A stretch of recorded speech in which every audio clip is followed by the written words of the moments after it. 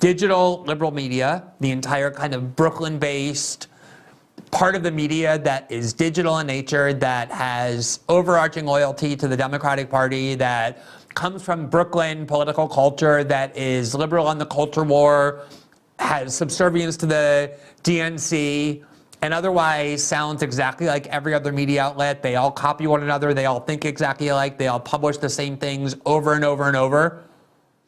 They're in free fall, in utter collapse. Multiple episodes today demonstrate that, all taking place on the same day. So here's the first one from CNN, and there you see the headline. It's very simple. BuzzFeed News will shut down. BuzzFeed is the media outlet that first published the Steele dossier, put it into the public bloodstream, even when they said they have no idea whether the claims in it are actually true. And here's the article on how much struggles this company faces. They also own the Huffington Post as well. Quote, BuzzFeed News, the Pulitzer Prize-winning digital news website that took the internet by storm roughly a decade ago and inspired jealousy from legacy media organizations, will shutter. BuzzFeed Chief Executive Jonah Peretti announced Thursday the move was part of broader layoffs across BuzzFeed, Peretti said in a memo to staffers, with the company moving to slash 15% of its workforce, or 180 employees. Quote, while layoffs are occurring across nearly every division, we've determined that the company can no longer continue to fund BuzzFeed News as a standalone organization, Peretti told staffers. BuzzFeed is not the only news organization facing struggles. Nearly every major news, media, and technology company has announced layoffs in recent months. Business Insider on Thursday, for instance, said it will lay off approximately 10% of its staff, telling employees in a memo that, quote, the economic headwinds that have hurt many of our clients and partners are also affecting us.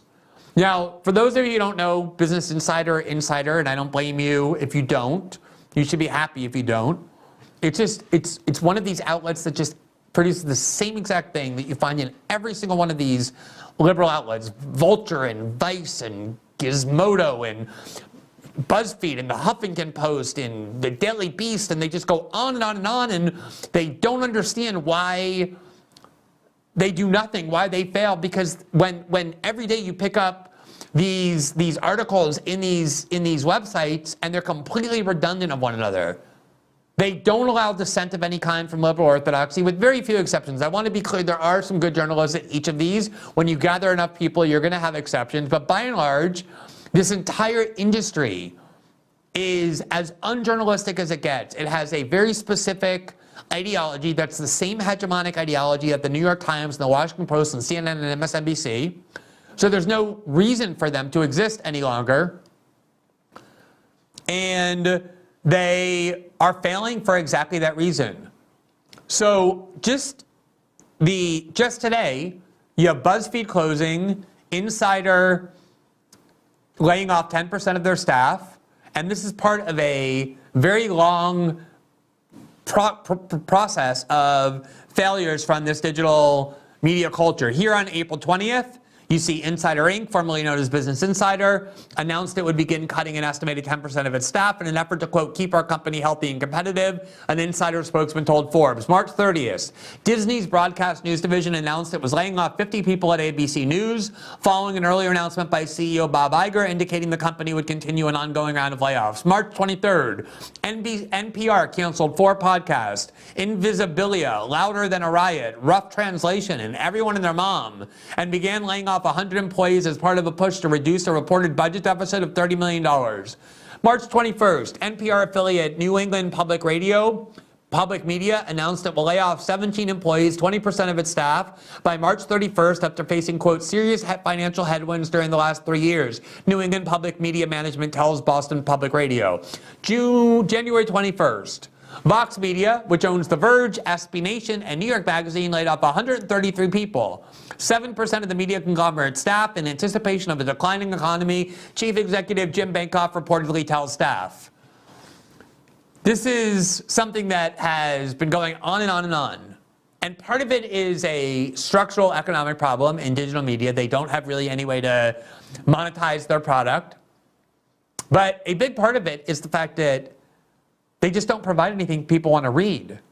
If all you want to read is agitprop about how the Republican Party are fascists and are installing a white supremacist, white nationalist dictatorship, and how Donald Trump is in bed with Vladimir Putin. You could just read the New York Times and the Washington Post and you get all of that you need. You don't need these digital outlets for anything. They don't add anything. They are entirely redundant, and that's a big part of why they're all failing. But another big reason that they're failing is because if we can get the Washington Post article up on Donald Trump. When Donald Trump left office, he essentially said that these media outlets were going to fail without him. That the only reason why any of these outlets got saved from doom that they were facing in 2014 and 2015 was because he attracted so much attention and he floated the entire industry. And here you see the Washington Post, and you know this pained them to admit it. The headline was, Trump predicted news ratings would, quote, tank if I'm not there. He wasn't wrong. And let's look at what this article said. All of Donald Trump's prophecies and predictions, that Mexico would pay for a border wall, that the coronavirus would spontaneously disappear, that he would be easily reelected, at least one wasn't entirely wrong. This is the Washington Post in their snide commentary. Quote, newspaper, television, all forms of media will tank if I'm not there, he argued in 2017, because without me, their ratings are going down the tubes. Barely 2 months into the post-Trump era, news outlets are indeed losing much of the audience and readership they gained during his chaotic presidency. In other words, journalism's Trump bump may be giving way to a slump. After a record-setting January, traffic to the nation's most popular mainstream news sites, including the Washington Post, plummeted in February, according to the audience tracking firm ComScore. The top sites were also generally doing worse than in February of last year, when the pandemic became a major international news story.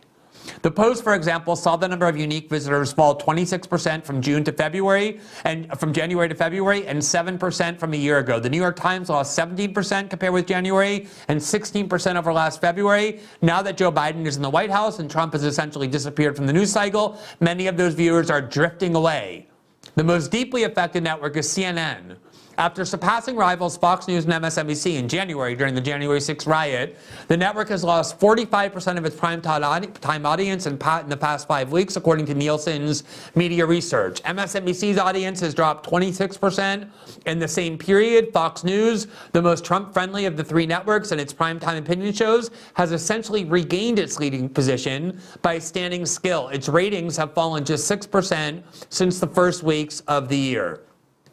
And of course, the most humiliating failure was when CNN attempted to launch a new streaming platform called CNN Plus, recycling all the same personalities that the public already made clear they're not interested in, don't want to watch, and don't trust.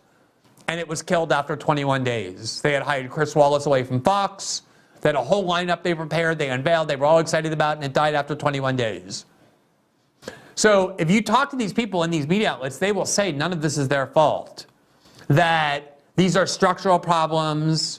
But the reality is, Fox News is doing as well as it ever has, and independent media is thriving and growing. Right here, for example, on Rumble, the audience size in general of Rumble, of this show, has exceeded all expectations. If you give people things that they're interested in, if you establish a relationship of trust with your audience and with your readership, they will watch, they will consume the content, they will support it. These outlets are dying because they deserve to. They offer nothing of value. The irony is that even these outlets realize that. A couple of months ago, both BuzzFeed and Insider said that they would try and fire journalists and replace them with ChatGPT, which they could do because none of these people have original ideas. They have no original voice. They simply spout the orthodoxy they're supposed to spout. And there's tens of thousands of them, and nobody's interested, and that's why they're dying.